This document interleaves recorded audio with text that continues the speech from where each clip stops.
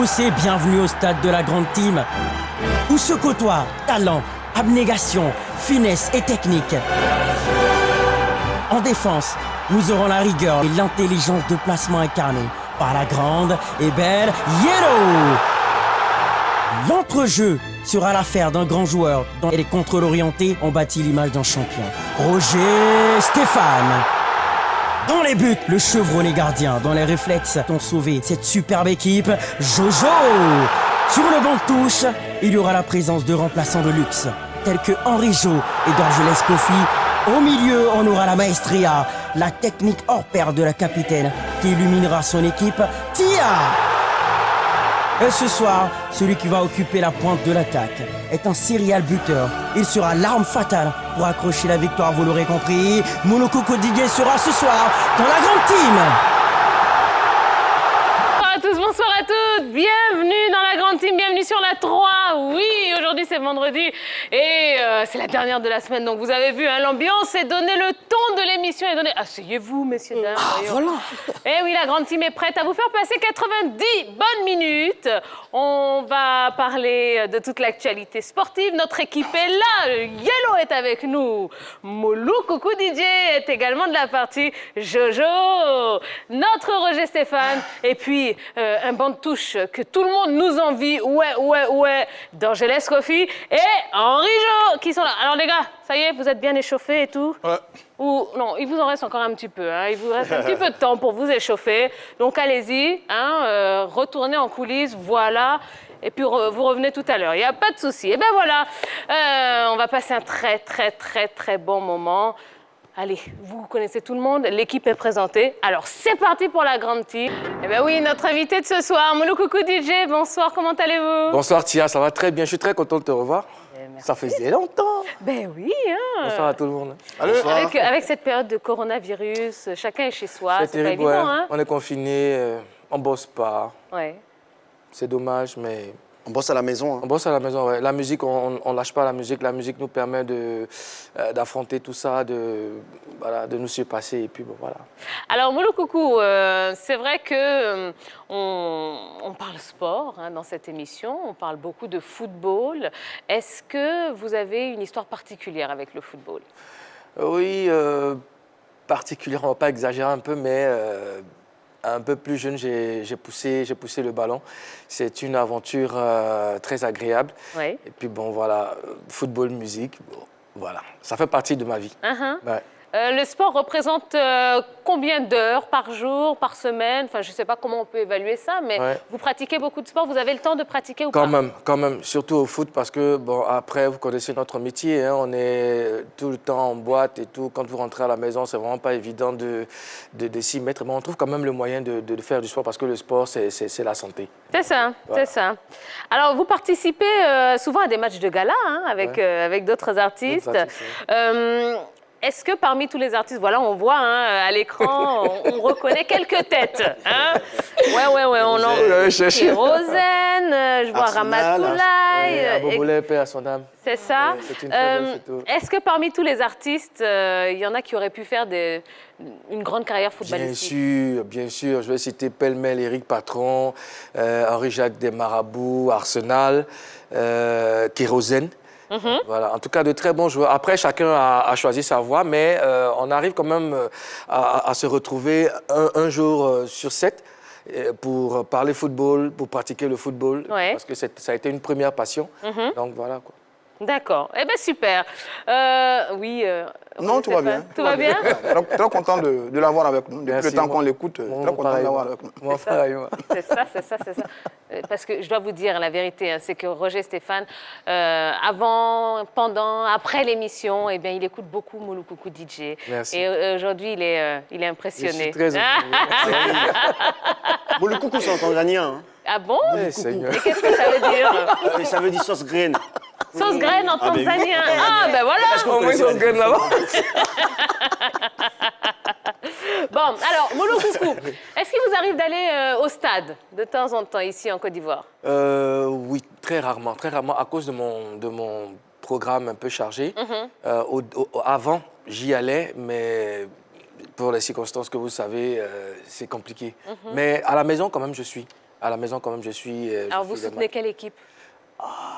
ASEC à vie. ASEC à vie? On comprend le jaune et noir. Oui. La tête est... Mimosa.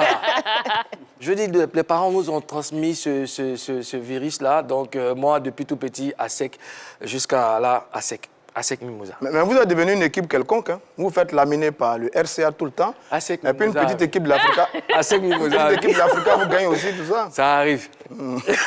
ASEC Mimosa. Alors, justement, comment vous vivez les défaites de l'ASEC Mimosa? Ah ouais, mais vous savez qu'une défaite, ça fait jamais plaisir. Hein. C'est... bon, on prend ça comme ça, mais je veux dire, avant... C'est dommage, hein, c'est dommage que bon nombre de personnes n'accordent plus d'intérêt hein, à notre championnat. Sinon, quand on vous parlait d'ASEC Africa avant, ça faisait partie de nos mœurs. Donc, mais la faute à qui, justement, s'il n'y a plus d'intérêt pour le championnat local? Ça relève des compétences de la FIFA parce que pour que ce sport-là soit attrayant dans notre pays, il y a certaines choses qu'il faut mettre en place. Bon, ça sera à eux de voir, mais vous convenez avec moi que ça n'intéresse pas beaucoup de personnes. Pourtant, on a des talents, on a de grands potentiels, mais c'est dommage. Mais moi, je suis quand même le football. Ouais. Ouais. D'accord, très bien.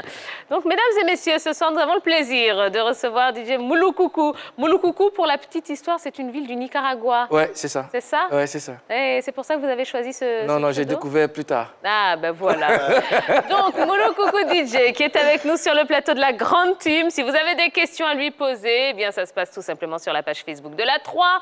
Vous pourrez également laisser un petit commentaire concernant les différentes rubriques, les différentes questions qu'on va vous proposer tout au long de l'émission. Et puis voilà, on est là pour passer un bon moment et on est ensemble jusqu'à 22h. Allez, tout de suite, on va entrer dans le vif du sujet. Oui, on parle ballon et c'est tout de suite l'actu.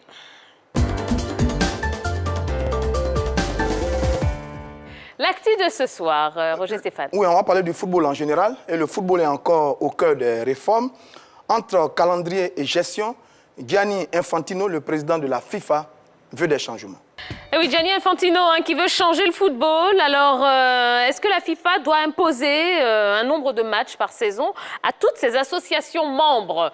Je vous pose la question. Vous pouvez aller sur la page Facebook de la 3 également ici en plateau. Vous utilisez les petites ardoises. Donc, la FIFA doit-elle imposer un nombre de matchs par saison à toutes ses associations membres? Oui ou non? Et puis, on en parle ici.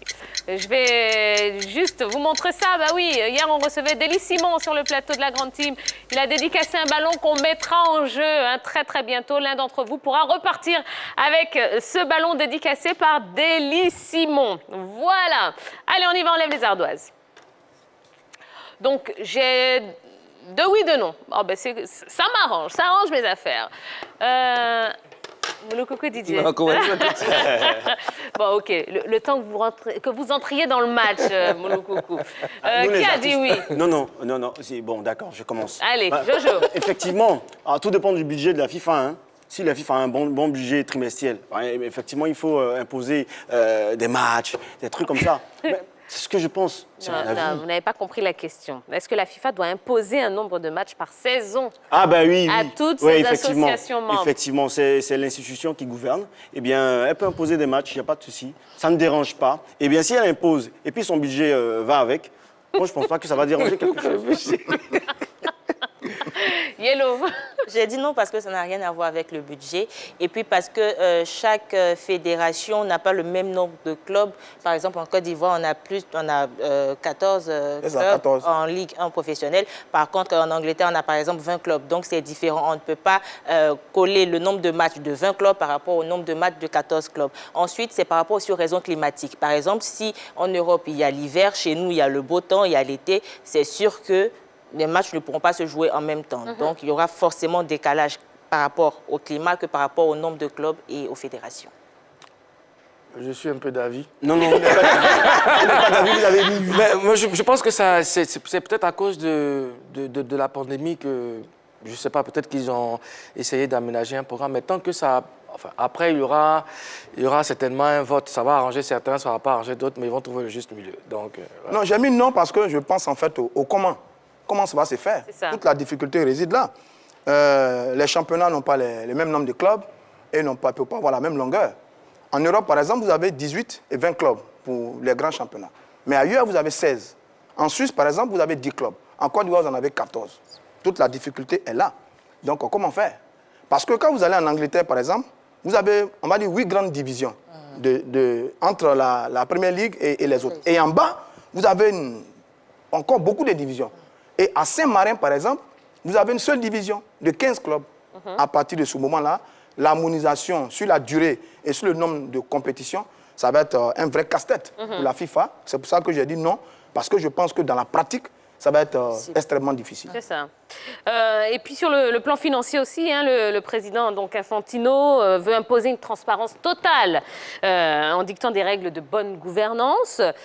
Bon, et on sait que le président Infantino, on lui reproche aussi pas mal de choses, notamment cette affaire de faux témoignages qui pèse sur lui. Donc comment est-ce que vous prenez ça? Est-ce que vous pensez que... venant de lui, qui a une affaire quand même sur les épaules, c'est bienvenu. Bon, peut-être il veut montrer patte blanche, on ne sait pas. Je veux dire, l'intention est bonne, mais tout c'est dans la faisabilité, en fait, concernant la FIFA. Parce que la FIFA est régulièrement éclaboussée par des scandales de corruption. Souvenez-vous de 2015, FIFA Gate, qui a quasiment mouillé toutes les confédérations. Toutes les confédérations au monde ont été touchées. Et toute la difficulté est là, parce que s'il doit faire une véritable réforme dans la gestion, ça doit commencer par la FIFA elle-même. La FIFA elle-même doit donner l'exemple. Or, là-bas, c'est assez compliqué. Entre l'attribution des compétitions, entre le sponsoring, entre les émoluments des différents dirigeants, c'est assez compliqué au niveau de la FIFA. Et donc, pour arriver aux confédérations et aux différentes fédérations, il y a un travail énorme à faire sur la FIFA elle-même, en commençant par lui-même, parce qu'en ce moment, il y a des soupçons de faux témoignages qui le touchent en ce moment. Et je pense que ça va être un chantier extrêmement difficile. Absolument. Allez, une réaction sur la page Facebook de la 3. Effectivement, il y a François Kouassi qui nous dit que la FIFA doit imposer un certain nombre de matchs par saison à ses membres, car c'est elle l'institution supérieure de toutes les compétitions mondiales. Elle doit donc imposer les matchs en fonction de son budget trimestriel pour un bon fonctionnement des compétitions. Et j'avais raison. Par rapport à la transparence, quant à la gérance de la FIFA et d'Infantino, je ne pense pas que ce soit véritablement possible parce que le comité d'éthique même n'est pas indépendant de la FIFA. C'est-à-dire que celui qui est chargé de la commission d'éthique établit les règles et puis il envoie ça chez Infantino pour corriger ces règles-là. C'est-à-dire qu'Infantino peut donner des règles qui lui l'arrangent et puis qui n'arrangent pas les autres. Donc il y a véritablement un souci quant à la commission d'éthique et par rapport à la gestion de Infantino. Mouloukoukou? Bon, si Infantino a mis sur la table le fait de vouloir changer, c'est dire que peut-être l'a préparé ses garde-fous.